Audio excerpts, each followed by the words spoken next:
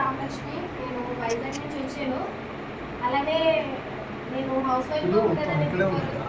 Before కూడా నేను X company కూడా కూడా వర్క్ చేయలేదు. నేను వర్క్ చేసిన ఫస్ట్ కంపెనీ కూడా ఇదే. ఈ కంపెనీలోకి నేను రావడానికి మెయిన్ పాయింట్ ఏంటంటే జనరేషన్ ప్లాన్ అండి.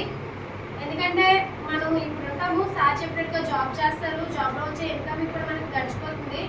నెక్స్ట్ మనకి ఎవరైతే ఇన్కమ్ తీసుకొస్తుందో ఆ పర్సన్గా నెక్స్ట్ ఇయర్గా అయితే ఆ ఫ్యామిలీ పొజిషన్ ఏంటనేది మనందరికీ తెలిసిందే.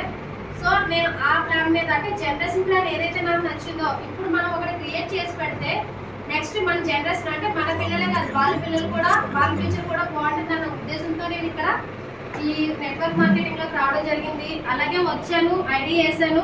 సో నేను ఐడి ఎలా వేసాను అంటే దసరా సార్ ఢిల్లీ నుంచి వచ్చారు, వచ్చి 1 డే బిఫోర్ అంటే Dasara sir 1 day before ID చేశారు. నెక్స్ట్ డే మేము ఐడి చేశారు. మేము వచ్చి ప్లాన్ మొత్తం ఎక్స్ప్లెయిన్ చేశారు, ప్లాన్లో దమ్ ఏంటో చెప్పారు, నెక్స్ట్ మన ఇన్కమ్ స్టోర్స్ ఏంటని చెప్పారు. దాన్ని బట్టి ఐడియా వేయడం, వెంటనే స్టోర్ తీసుకోవడం.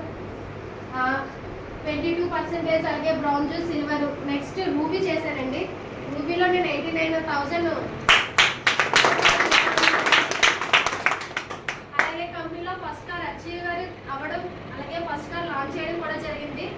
సో ఇదేంటంటే నేను ఈ కంపెనీలోకి రావడం, నేను కార్ తీసుకోవడానికి మెయిన్ అన్నీ కూడా మాకు బ్యాక్ అండ్ సపోర్ట్ చేస్తూ మనోజ్ సార్, దసరా సార్ మాకు పుష్ చేస్తూ వచ్చారు.